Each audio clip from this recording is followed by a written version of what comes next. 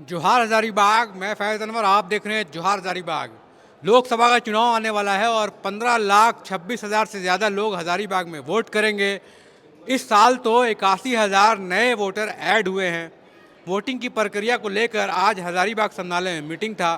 किस तरह से लोगों से अपील की हजारीबाग डीसी ने, वो भी सुनेंगे। और आपको बता दूं कि चुनाव आने वाला है और चुनाव को लेकर I am verified voter hashtag का चल रहा है, जिसमें आप सोशल मीडिया में जाके hashtag I am verified voter कर सकते हैं। एक ऐप भी है जो चुनाव आयोग ने निकाला है, उस ऐप को भी आप डाउनलोड कर सकते हैं और उसमें चेक कर सकते हैं कि आप एक वोटर है कि नहीं। आप सभी को जोहार, सभी को नमस्कार। देखिए, आज हम लोग एक खास अभियान के बारे में बताना चाहते हैं। एक स्पेशल कैंपेन जिसका नाम I am verified voter campaign है, अभियान है। ये चुनाव आयोग के द्वारा सभी जिलों को निर्देशित किया गया है कि 4 मार्च से सुबह 10 बजे से इसकी शुरुआत की जानी है।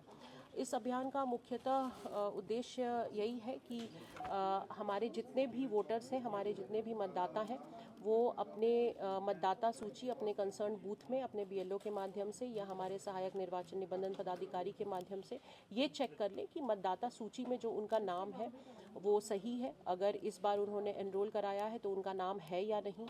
अगर कोई करेक्शन उन्होंने कराया था फॉर्म 8 के माध्यम से, वो करेक्शन हुआ है या नहीं।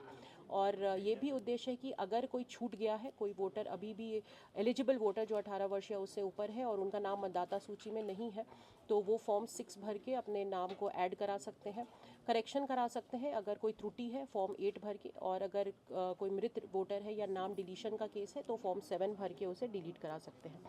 आप सभी मीडिया भाई बंधुओं से मेरी अपील है कि प्रिंट और इलेक्ट्रॉनिक मीडिया दोनों के रिप्रेजेंटेटिव्स हैं दैट इस अभियान के बारे में ज़्यादा से ज़्यादा आप प्रचार प्रसार करें।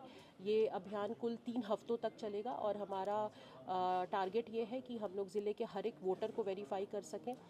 वोटर वेरिफिकेशन करने के बाद हम लोगों से ये भी अपील कर रहे हैं कि वोटर इन्फॉर्मेशन स्लिप के साथ एक सेल्फी लेकर जो भी सोशल मीडिया प्लेटफॉर्म पर है वो उसे पोस्ट करें, ताकि ज़्यादा से ज़्यादा इसके बारे में लोगों को पता चले। और कोशिश यही है कि अगले 3 हफ्तों में हम लोग अपने हर एक वोटर को वेरीफाई कर सकें और ये इंश्योर कर सकें जो हमारी मतदाता सूची या इलेक्टोरल रोल है वो पूरी तरह से ठीक है, पूरी तरह से क्लीन है। और अगर उसमें अभी भी कोई त्रुटि है, कोई करेक्शन कराना है, तो वो हम लोग ससमय पूरा कर सके आगामी लोकसभा चुनाव के पहले।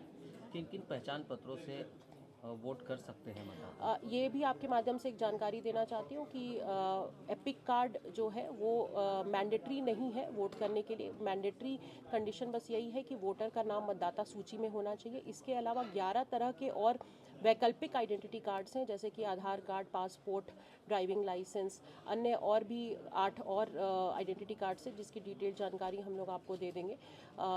अगर ये आईडी कार्ड्स भी आपके पास है तो इसके माध्यम से भी आप वोट कर सकते हैं।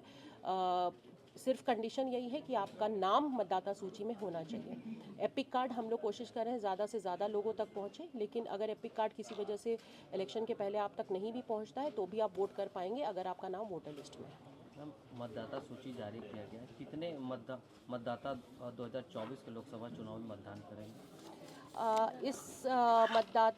इस मतदान में कुल 15,65,242 मतदाता हैं हमारे ज़िले में जो कि वोट करेंगे। और इस बार के स्पेशल समरी रिवीजन में हम लोगों ने ज़िले में 81,000 नए मतदाता जोड़े हैं, जो कि हमारे ज़िले के लिए एक अच्छी उपलब्धि है। 81,000 नए लोग हैं जो इस इलेक्शन में इस बार वोट कर पाएंगे। बूथों की संख्या क्या होगी?